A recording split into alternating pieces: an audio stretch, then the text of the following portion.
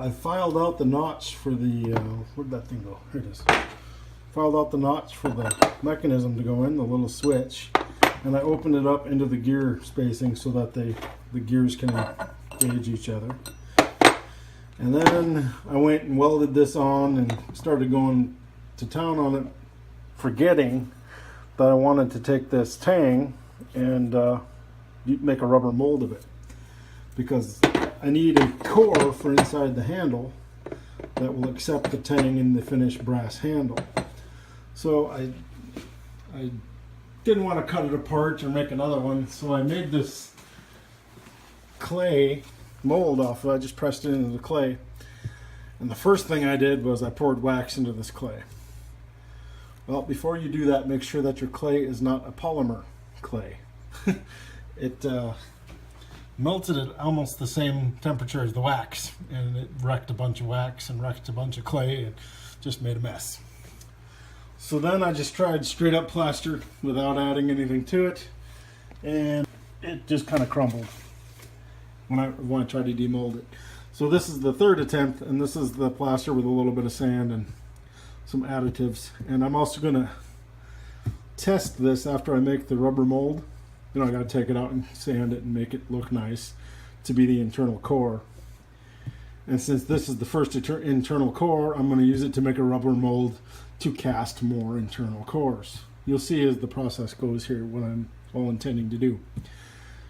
But also I get to test this one by sticking it in the fire and seeing if this mixture will hold up to the 1800, 2000 degrees that it takes to pour the bronze into a very high definition casting. So there's a multi-level purpose to what I'm doing here, and it's very time consuming and kind of a pain. And one thing I learned about plaster is if you don't want it to crack, put a wet rag over it while it's drying. It'll force it to apparently dry from the inside out. So that's what we're waiting on. In the midst of this, I've been working on other things, trying to get as much done as I can while doing this part right. There's a lot going on here. Of course, I tapped this side so that when I put these together, I won't have nuts sticking out on the back side because everything threads together. And right now I've got to reassemble it and work on the smoothness of this little switch so that it's not too tight but it's not too floppy. Okay, it's been over 24 hours, so we're going to try to demold this pattern here. And the last time I did it, I tried to just peel the clay away, but I think that's what maybe caused some of the fractures. We'll just kind of gently roll the clay back without putting any stress on the plaster. And maybe this one worked. Of course, I've got to carve the excess off around the edges, but I think this might just work.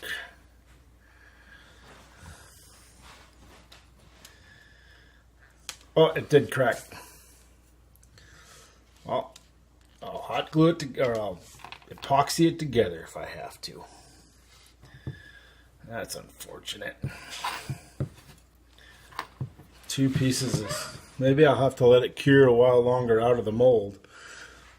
But there's our impression. So we'll be careful.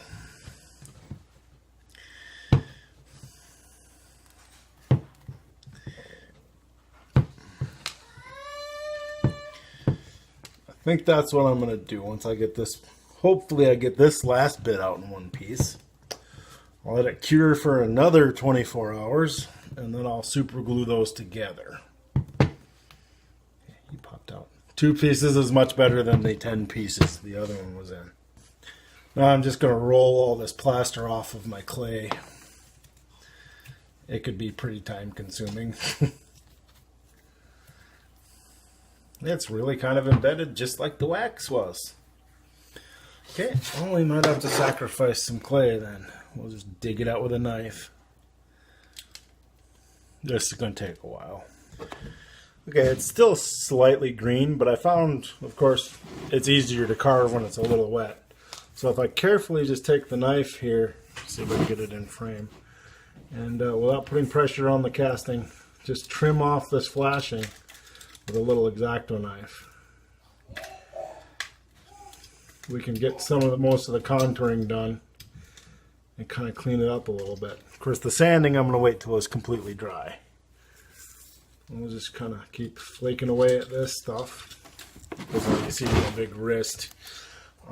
Let's see here. Maybe I can do this. Clamp it to the garbage can and try to keep things centered. It just rolls off. There we go.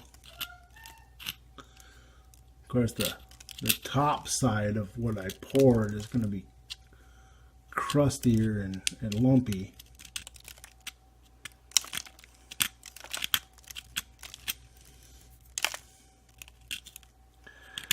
And I mixed this with some sand and some other materials to make it a little more refractory, in hopes that I can use this one for a mold. I'll show you in a bit here, I cast a puck of the same material. I'm going to do some thermal tests on it later to see how it hands out to the heat.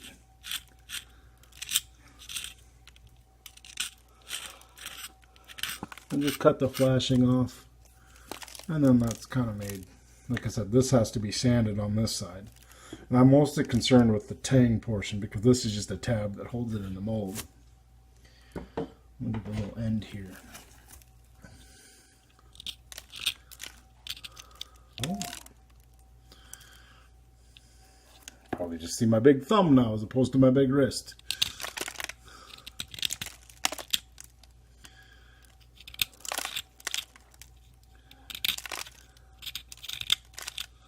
There we go. That's good enough. The sanding will take care of the rest.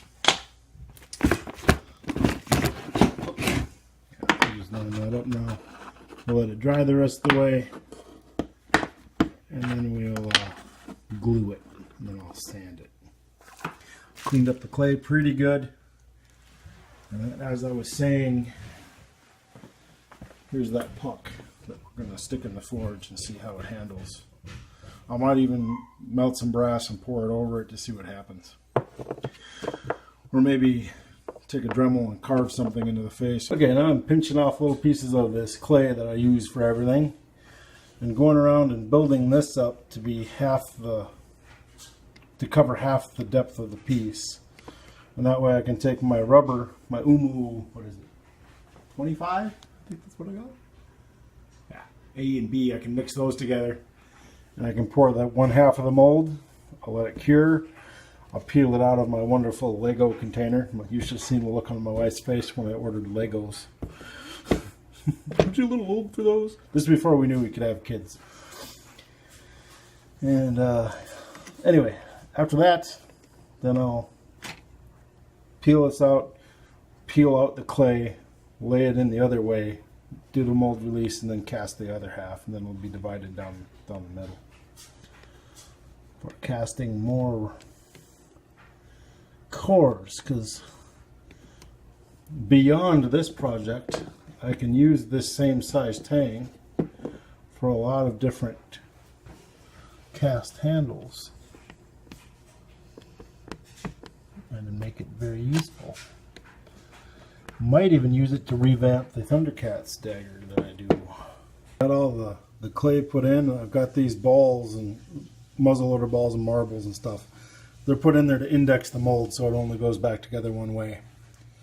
And then I did what's going to be the pommel. I made a little mold for it and added some clay to make that one part bigger. I've got him set down in there. And then I've got a little rupee that was 3D printed from the local library just for fun. I just want to see if got an interesting project. Make something like that too. But the next step is, because plaster is porous, I don't want the silicone bonding to it like the clay did and everything else.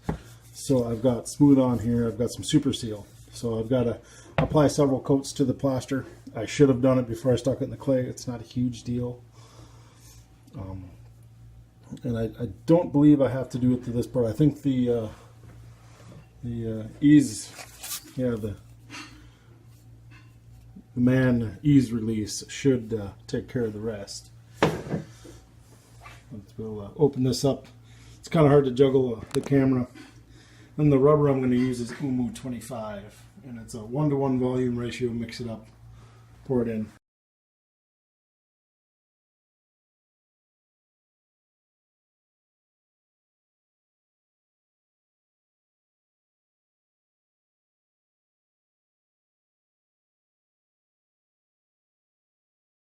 A little bit of a crisis here. You saw me just stir this one, but this one solidified. Apparently there's only a shelf life of about maybe 6 months, and this has been here for 2 years. So that's kind of sad. But where's the other stuff? Oh, yeah. We got another box sitting up there. So we'll open into that and get started on that. It sounds like lunch is getting made. It's pretty awesome.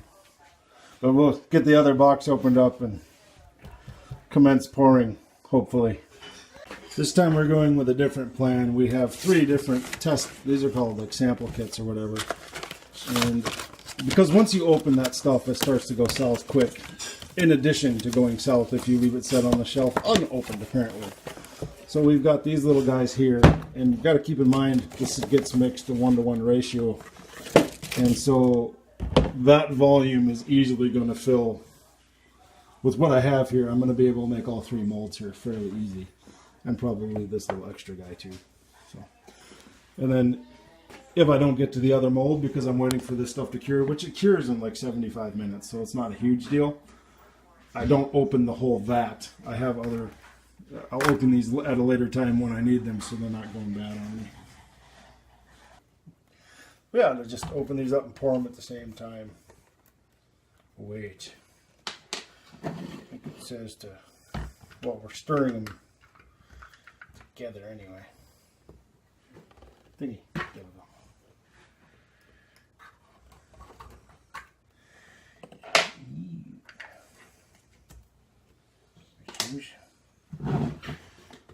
Moment of truth. We'll see if this turned into a solid plug of rubber.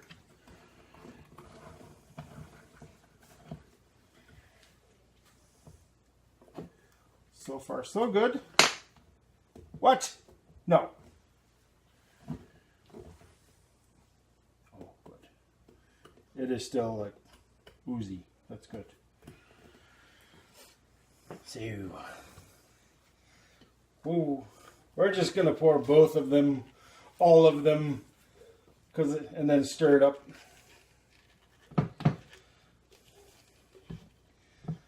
Okay, one of these is not pouring as fast as the other. We got 15 minutes to do this, by the way.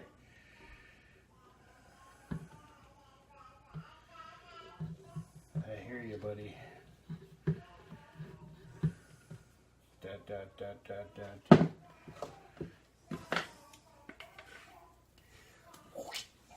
Scoop. I think that's probably going to be more than enough. We'll see. Hopefully I don't just waste a bunch of rubber.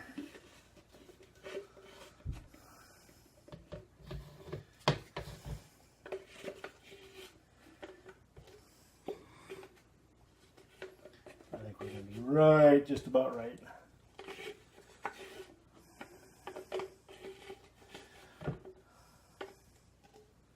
Note to self, need tiny spatula for getting in the bottles. Okay.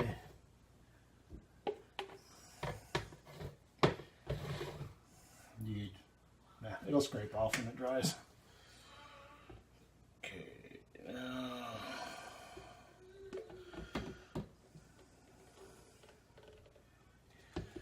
This is pretty well gone. This one out.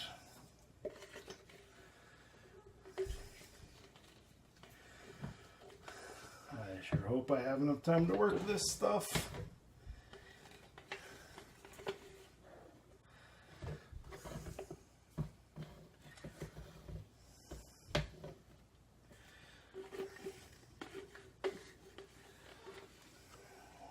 Man, not ideal. Not as easy as I was hoping it was going to be. You know, I figured this would just dump.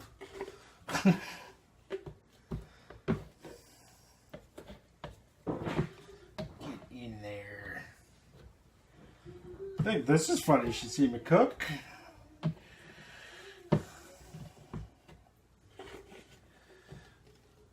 Crying out loud. Well, it's gonna have to be good enough at some point.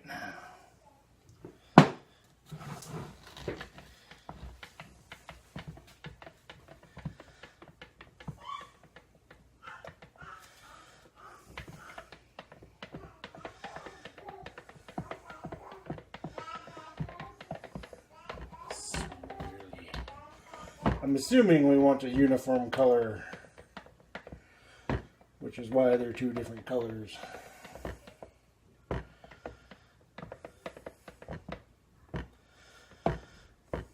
And it says you don't have to degas this stuff because of the way it is, so I'm going to pour it in very slowly though, so it kind of degasses itself. That's pretty good. I know I still see a few swirls, but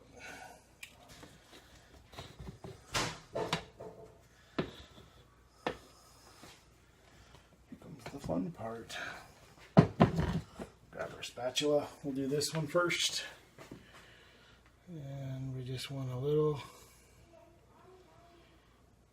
cover the part first.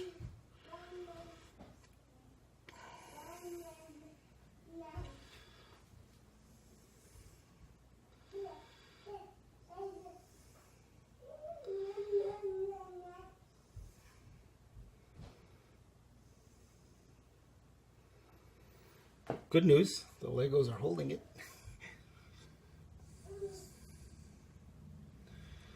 That would kind of be a crisis if they were not.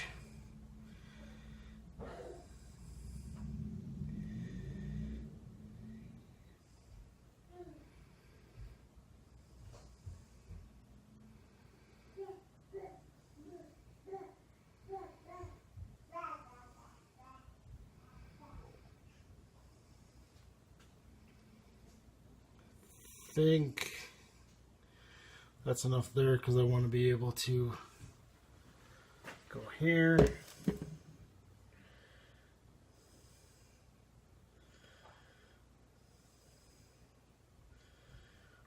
This is scary.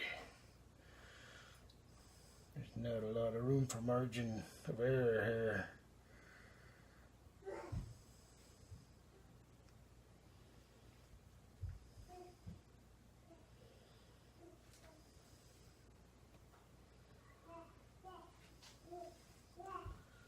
Well, that looks cool. Getting it in up on there. Yep.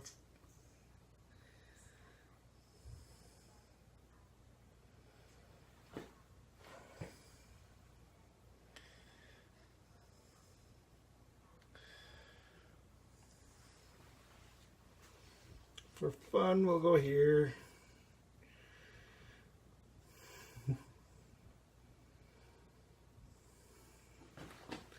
And the rest I'm going to dump in that other mold to reinforce it.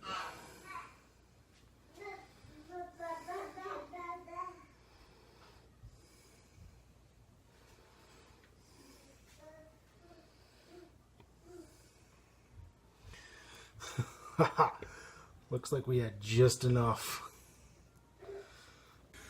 There they are, poured. Some bubbles. I'm not going to worry too much. Like I said, that's just a plaster core. There's not a lot of detail in there. It can be ugly. I'm more concerned about that, which it looks like it poured really well. And then the little piece of coin, the little coin there, he was super simple. So I'll come back in an hour and a half and see if it's solidified. Okay, we're going to peel these apart. I'm going to start with this little guy for the little piece of money here. There's the top half. I think he goes like that. No, let's look at the big one here. Not quite sure how to break into him. Just need to get myself so I can get my fingers started. Little boys doesn't sound too happy.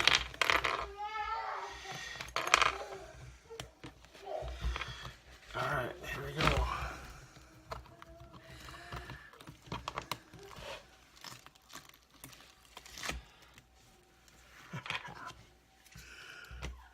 There's 1/2 with the index marks. That's pretty cool. It did bubble a little, but nothing that can't be trimmed out. And it's got all this texture to make sure the mold lines up. Very satisfied with that. Now this guy, we're gonna have to cut, so I'm probably not gonna be, I mean, it's not gonna show too much. Nope, nope. As far as I remember, I think we cut right here. So that's what I'm going to make my initial cut. I got to follow this when I cut this. Well, I suppose I could cut this mold. Let's see.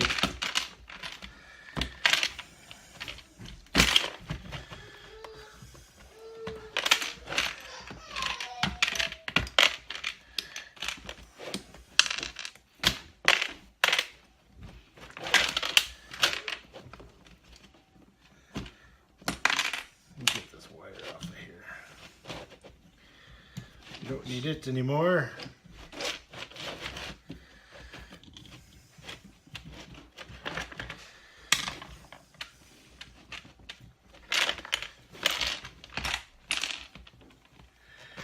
There we go, and I should be able to just kind of push it up and out. Lego explosion.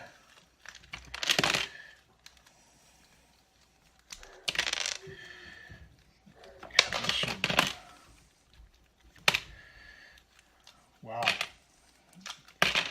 The smaller the Legos you use, the more actually kind of starts to flow through them. And they kind of get glued onto it. But there we go. So here's this mace impregnated in this rubber substrate. So now, where did I put my little cut? I gotta get a good sharp one here. But so now what I've got to do to get this out is just cut right here.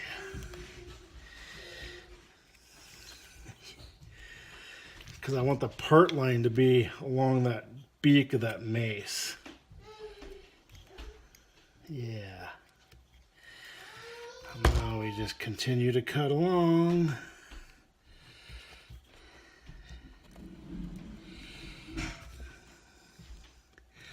And it's okay if I give it a little, what do I say, jaggedness to the cut, because that's that indexing. I don't want to leave a ragged cut, but I want to not necessarily make a perfectly smooth one either. And there's the top spike. I don't want to tear too much of it. But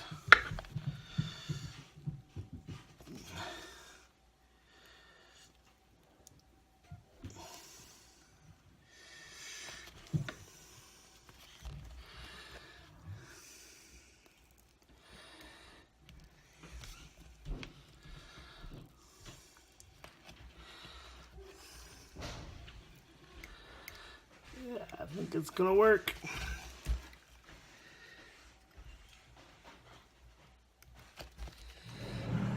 It's gonna look pretty good.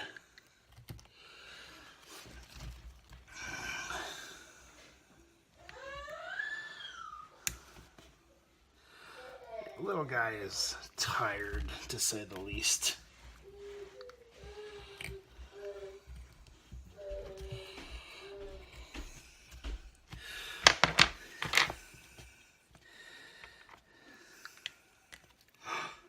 There you go, there's 1/2. It's going to be interesting to get the wax out of. And there's the other half. Stick them together. Pour the wax in the hole, and I should be able to get a wax mace head. Hopefully with fairly decent detail. So the next bit will be to take this out, which I could probably do now. Cut and relieve this thing here from inside here. And then place it into the mold after I clean up the red stuff off of there.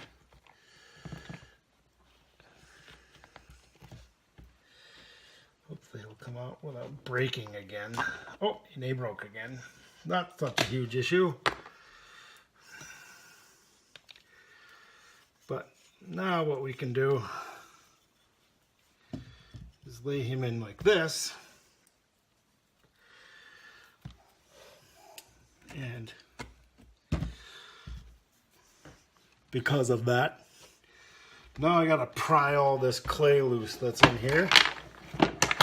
Stick this back in. Lay this back in there. And then seal it. Oh, it broke again. Crud. Well, now I have to glue this back together. It may not be an issue. Seal it. Lay it in here, pour the other half of the mold, and it'll be a two-part guy.